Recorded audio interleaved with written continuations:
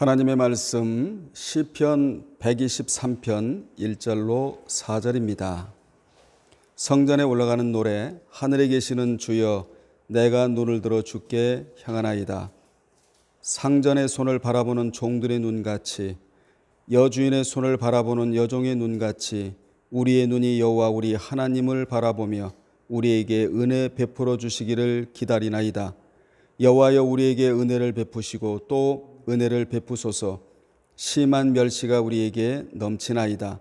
안일한 자의 조소와 교만한 자의 멸시가 우리 영혼에 넘치나이다. 아멘. 이 시간에는 여호와를 향한 호소라는 제목으로 은혜를 나누겠습니다.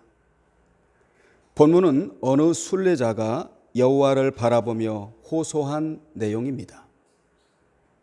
당시 순례자는 대적들의 심한 멸시와 천대와 모멸과 수욕을 당하자 여호와께 자비를 호소한 것입니다.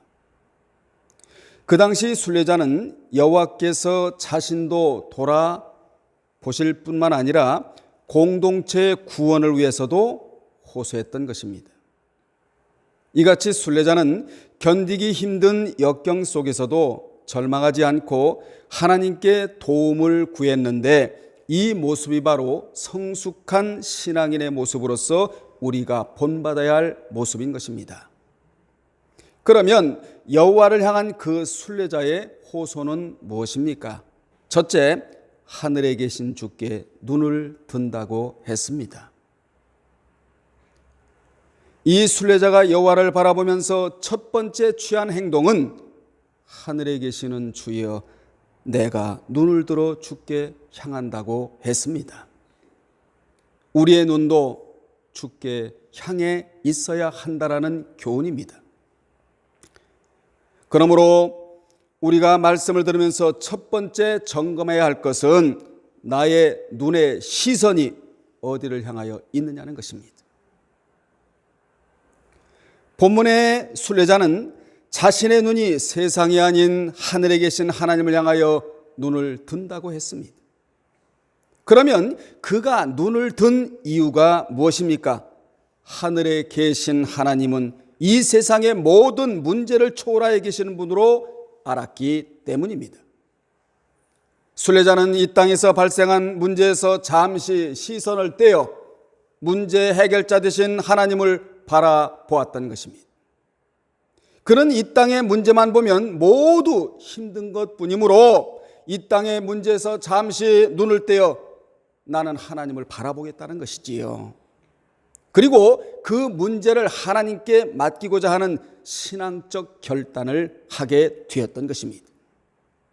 여러분도 이 시간 이 땅의 문제에서 잠시 눈을 떼어 하나님을 바라보시며 그 문제를 하나님께 맡기시기를 주의 이름으로 축복합니다. 여러분 앞에 있는 문제가 커 보일 때가 언제인 줄 아십니까? 그때는 바로 하나님이 작게 보일 때입니다. 하지만 문제가 아주 작게 보일 때는 언제인 줄 아십니까? 하나님이 엄청나게 크게 보일 때입니다. 뿐만 아니라 이 땅이 커 보이면 천국이 작아 보이고, 천국이 커 보이면 이 땅이 아주 작게 보이게 되는 것입니다. 이 땅이 커 보이는 자는 현세 만족주의로 흘러갈 수밖에 없습니다. 그러면 내세 소망이 없게 되어 신앙생활이 몸이 건조해질 수밖에 없는 것입니다.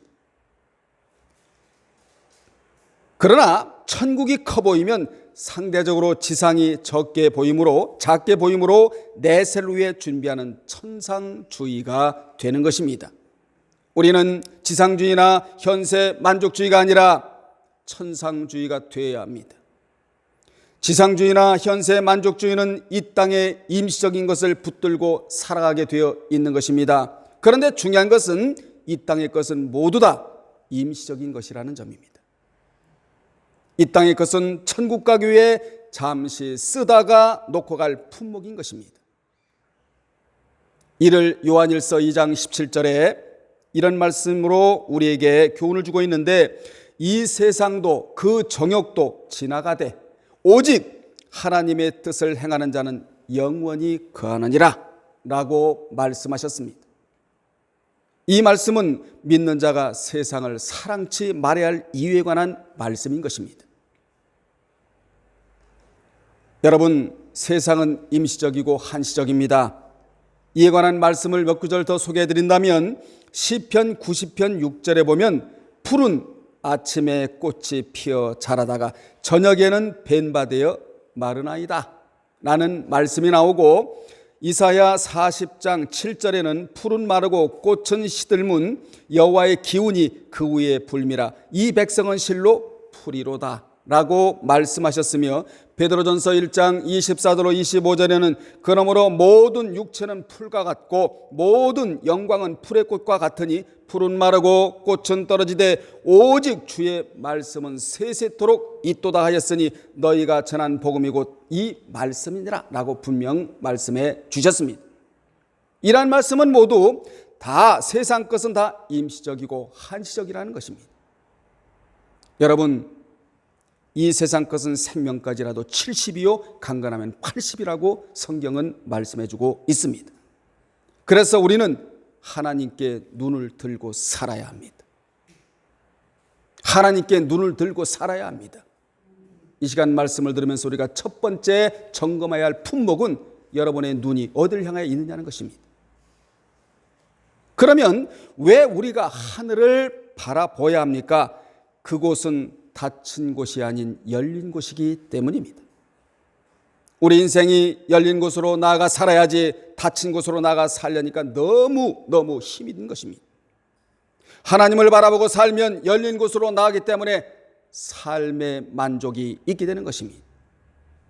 혹시나 여러분의 삶 속에 앞도 막히고 뒤도 막히고 좌도 막히고 우도 막혔습니까? 이 사면이 막힌 자리에서 벗어나는 방법이 하나가 있다고 본문에서 말씀하고 있는데, 그 벗어나는 방법이 무엇입니까? 하늘문은 막히지 않았으니 그곳을 바라보라는 것입니다. 그곳을 바라보는 자들에게는 하나님의 도우심의 역사가 있다는 것입니다. 그분은 우리를 도우시고 우리를 지키시며 우리의 억울함을 풀어주시고 우리 앞에 있는 문제를 해결해 주시는 하나님이 하늘에 계시기 때문에 여러분 눈을 들어 하늘을 바라보라는 것입니다. 이 눈이 보통 눈이 아니고 영안입니다. 이를 알았던 시편 기자는 시편 121편에 보면 그도 성전에 올라가면서 하늘을 향하여 눈을 들고 다음과 같은 고백을 합니다. 내가 산을 향하여 눈을 들리라. 나의 도움이 어디서 올꼬? 나의 도움이 천지를 지으신 여호와에게서로다.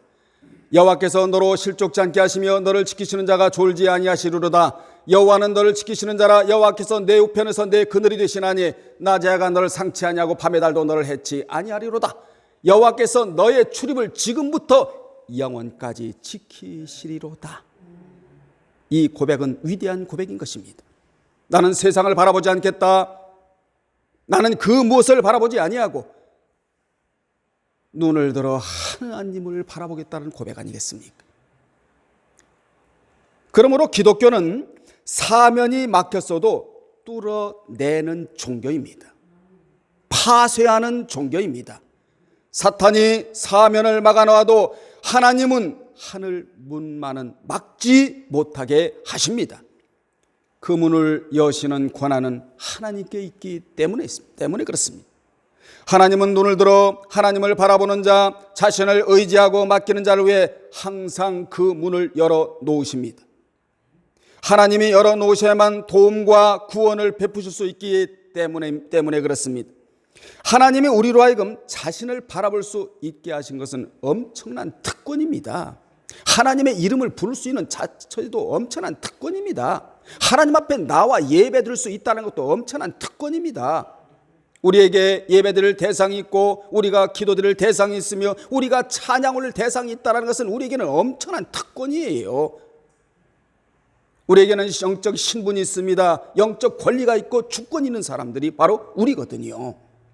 그러므로 지금 어려움이 있고 앞으로 어려움이 있을 때마다 하늘 문이 열려 있는 것을 알고 염려가 오면 근심의 골이 깊어지기 전에 하늘의 하나님께 기도함으로써 신앙의 자세를 잃지 않기를 주의 이름으로 축복합니다.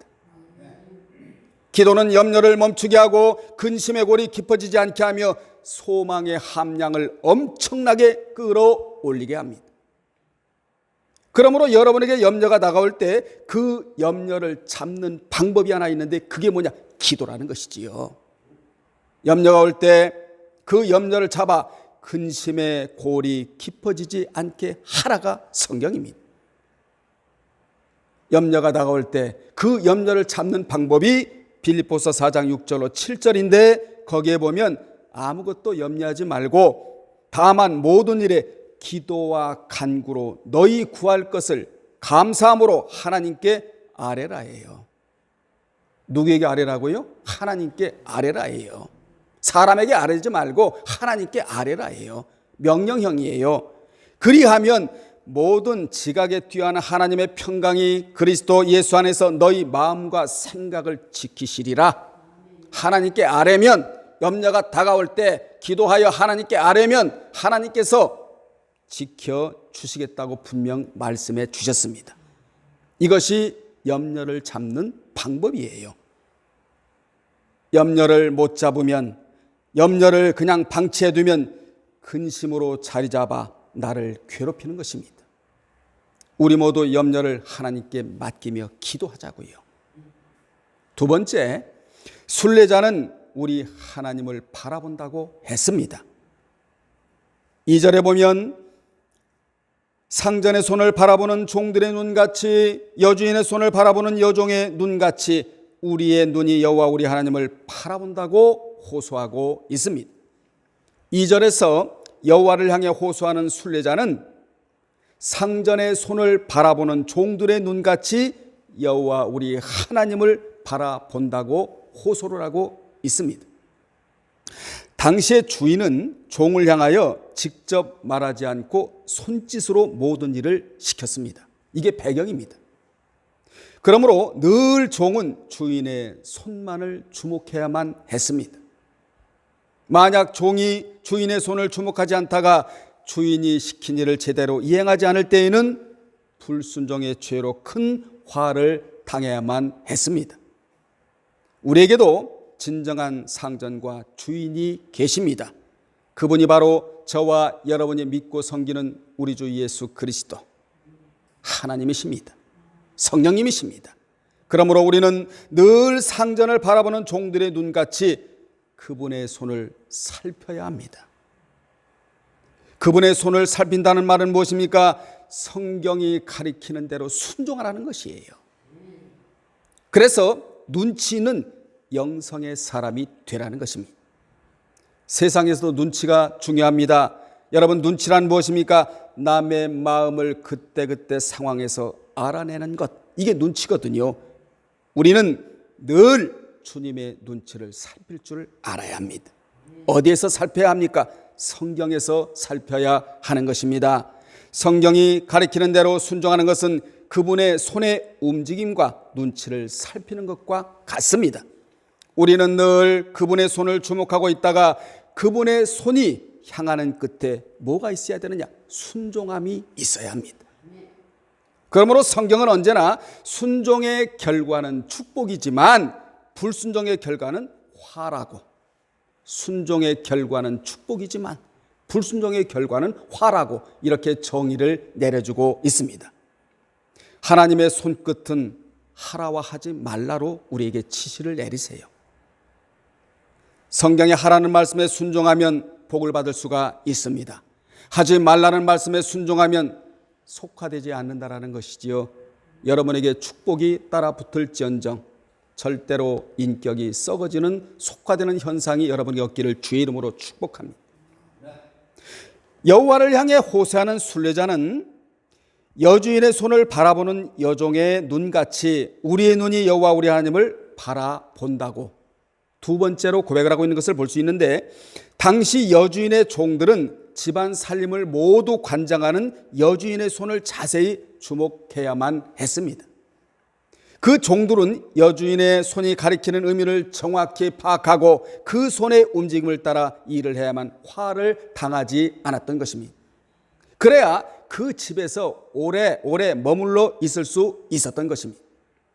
이같이 순례자는 하나님을 상징하는 상전과 여주인의 손을 주목하면서 하나님의 말씀에 절대적으로 순종할 자세로 하나님의 음성에 귀를 기울여야만 했습니다. 그러면 순례자가 이같이 하는 이유가 무엇입니까? 자신과 이스라엘 공동체의 운명이 전능하신 하나님의 손에 달려 있었음을 잘 알고 있었기 때문입니다. 그는 한마디로 시선 처리를 잘한 자였다. 그는 시선을 하나님을 향하여 고정시키면서 이 기가 막힌 문제를 하나님이 해결해 주셔야 한다는 간절한 심정을 가지고 3번이나 눈을 언급하면서 호소했던 것입니다. 여러분, 인생의 운명은 오직 하나님에게 달려 있습니다. 여기 하나님이란 호칭은 자신의 백성과 언약을 맺으시고 그 언약을 성실히 지키시는 신명이에요. 하나님은 창조자가 되시며 전능하신 분이십니다. 이분이 우리를 도우시면 어떠한 문제라도 풀리지 않을 것은 하나도 없습니다. 아멘. 여러분 한번 생각해 보세요. 창조하신 그분이 우리의 문제를 푸시는 것이 뭐가 어렵겠습니까? 창조하신 그분이, 우주 만물을 창조하신 그분이 여러분 앞에 닥친 당면한 문제 하나 푸시는 것, 그게 무슨 문제가 있겠습니까? 우리의 눈이 문제라는 것이지요. 여러분 눈을 오늘 번쩍 드셔서 전능하신 하나님을 바라보시기를 주의 이름으로 축복합니다. 우리 모두 이 시간 삶의 모든 문제에서 눈을 떼어 시선을 하나님께 고정시키기를 바랍니다. 세상과 문제에 고정되어 있는 눈을 들어 하나님께 고정시키기를 바랍니다. 여기에 문제 해결이 있는 것입니다. 창조주 하나님께서는 이 세상의 모든 피조물 가운데 유독 사람에게만 하늘을 바라볼 수 있는 특권을 주셨고 영안을 주셔서 그로 하여금 언제든지 눈을 들어 하늘을 보고 하늘에 계신 하나님과 교통할 수 있도록 우리에게 뭘 주셨느냐? 특권을 주셨다는 것입니다. 이와 반대로 다른 동물은 얼굴을 아래로 하고 땅을 바라보며 살아갑니다. 하지만 이와는 달리 사람은 하나님의 형상을 닮게 하시고 그리고 똑바로 서서 다닐 수 있도록 하셨으며 선천적인 위엄을 갖추도록 하셨습니다. 그래서 사람은 위를 바라보는 존재라는 거예요. 여러분 성경의 사람을 헬라어로 안드로포스라고 말합니다. 이 어미를 찾아 올라가다 보면 사람은 위를 바라보는 존재라는 거예요. 수동적으로 바라보지 말고 능동적으로 바라보라는 것입니다. 성령의 인도를 받아 살아가는 사람의 특징은 땅을 바라보고 살아가는 사람들이 아니라 위를 바라보고 살아가는 사람들이라는 것입니다. 기뻐도 위를 바라보고 슬퍼도 위를 바라보고 문제가 있어도 위를 바라보고 우리는 위를 바라보고 살아야 거기에 사는 방법이 있게 되는 것입니다. 그리고 우리 하나님을 의지하라는 것이지요.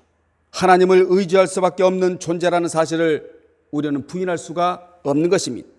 여러분, 우리의 도움은 여호와께로부터 말미암는다는 사실을 부인할 수 없게 되어 있다라는 거예요.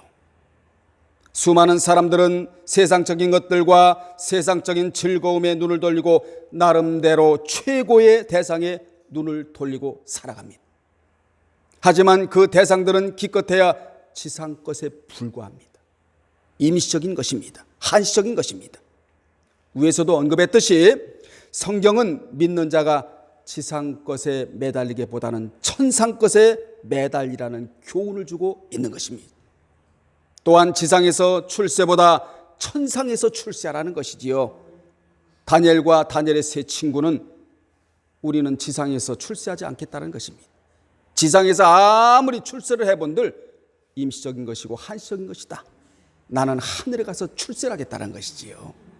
이것이 영적인 출세 요기예요. 세 번째, 순례자는 여호와께 은혜를 베풀어 달라고 호소했습니다. 3절 아닙니까? 순례자는 여호와께 은혜를 베풀어 달라고 호소했는데 그 이유는 심한 멸시가 우리에게 넘쳤기 때문이라고 했습니다. 순례자는 심한 멸시와 조소가 넘치는 암울한 현실을 사람에게 말하지 아니하고 하나님께 아뢰며 은혜를 베풀어 달라고 호소했습니다. 사랑하는 여러분들, 세상에는 멸시만 넘치는 것이 아닙니다. 하나님의 은혜도 넘친다는 사실을 이 시간 기억하시기를 바랍니다. 이것을 알아야 하나님께 호소할 수 있는 자가 된다는 것입니다. 여기 은혜는 의미적으로 긍휼입니다. 그러므로 인생은 하나님께로부터 긍휼을 입어야 합니다. 오늘 예배에 참석한 여러분들 하나님의 긍휼을 입기를 주의 이름으로 축원합니다. 세상에 있는 고아, 과부, 나그네, 가난한 자, 부한 자, 강한 자, 약한 자 모두가 하나님께로부터 긍휼을 입어야 합니다. 저도 하나님께로부터 긍휼을 입어야 되고 여러분도 하나님께로부터 긍휼을 입어야 될 뿐만 아니라 이 영상을 보시는 모든 분들은 다 하나님의 긍휼을 입어야 살아갈 수가 있게 되는 것입니다. 그래서 호소하고 있는 것입니다. 긍휼은 그냥 입혀지는 것이 아닙니다. 하나님께 믿음으로 호소해야 그 긍휼을 입을 수가 있는 것입니다. 이러한 사실을 알았던 순례자는 이 은혜, 즉 긍휼이라는 단어를 2번씩이나 거듭 사용하면서 하나님의 긍휼이 절대적으로 필요하다고 호소했는데, 이는 하나님의 은혜가 아니고는, 하나님의 긍휼이 아니고는 결코 다른 해결책이 없다는 것을 잘 알고 있었기 때문입니다. 이같이 순례자는 하나님께 거듭거듭 긍휼을 구할 수밖에 없는 이유는 자신들에게 심한 멸시가 넘치기 때문이라고. 여기 심한 멸시는 참을 수 없이 심하고 많은 멸시를 가리킵니다. 이 말이 나온 배경을 잠시 살펴보면 다음과 같습니다. 본시는 시편 123편은 아수르 왕 사네립이 대군을 거느리고 히스기야를 침략했을 때 지어진 것으로 보는데, 본문의 심한 멸시는 아수르 왕 사네립의 신복 납사게가 히스기야에게 한 모욕을 가리키는 말입니다. 열왕기하 19장 10절로 12절에 보면 납사게는 아수르 왕의 말을 빌어 이스라엘 백성과 히스기야에게 말하기를, 너희는 유다 왕 히스기야에게 이같이 말하여 이르기를, 내가 믿는 내 하나님이 예루살렘 아수르 왕의 손에 넘기지 아니하겠다 하는 말에 속지 말라. 아수르의 여러 왕이 여러 나라에 행한 바 진멸한 일을 내가 들었나니 내가 어찌 구원을 얻겠느냐. 내 조상들이 멸하신 여러 민족 곧 고산과 하란과 리셉과 들라살에 있는 에덴 족속을 그 나라들의 신들이 건졌느냐라고 말을 했던 것입니다. 그는 아수르가 고산과 하란과 레셉과 들살라에 있는 에덴 족속과 하맛 왕과 아르밧 왕과 스발와임 왕과 헤나와 아와의 왕과 그 신들을 다 물리쳤듯이 예루살렘을 물리칠 것이므로 너희의 신 여호와가 너희를 구원해 준다는 말에 속지 말라고 모욕했던 것입니다. 이같이 납사게는 여호와 우리 하나님을 다른 여러 왕의 이방 잡신들과 동일하게 취급하면서 하나님을 그들과 상대되는 신으로 평가절하시켰던 것입니다. 이런 놈은 망할 놈들입니다. 하나님을 자랑스럽게 여기세요. 하나님의 영광을 드러내고 살아가시는 여러분 되시기를 바랍니다. 하나님을 깔보고 살아갈 자가 없는 것입니다. 그러나 히스기야는 하나님만이 참신이시며 그분의 능력이 없담을 알았기에 납사게가 한 말은 그야말로 참을 수 없는 멸시와 모독이 아닐 수가 없었습니다. 여러분도 예수 믿는다는 것 때문에 때로는 심한 멸시와 핍박을 받을 때가 있습니다. 남의 이야기가 아니에요. 이것이 겉으로 봐서는 멸시이고 핍박이지만 안으로 보면 엄청난 축복입니다. 왜 그렇습니까? 멸시를 통하여 내면이 단단해지고, 내면이 물렁물렁해지면 안 돼요. 우리는 단단해져야 되는 거예요. 내면이 단단해진 자가 대선지자들입니다. 소선지자들은 대선지자의 흉내만 내다가 하나님 앞에 오래 쓰임받지를 못했어요. 내면이 물렁물렁했기 때문이에요. 강하고 담대하시길 바랍니다. 내면이 단단해야 돼요. 뭘 통하여? 멸시를 통하여, 그리고 핍박을 통하여 상을 받게 되는 것입니다.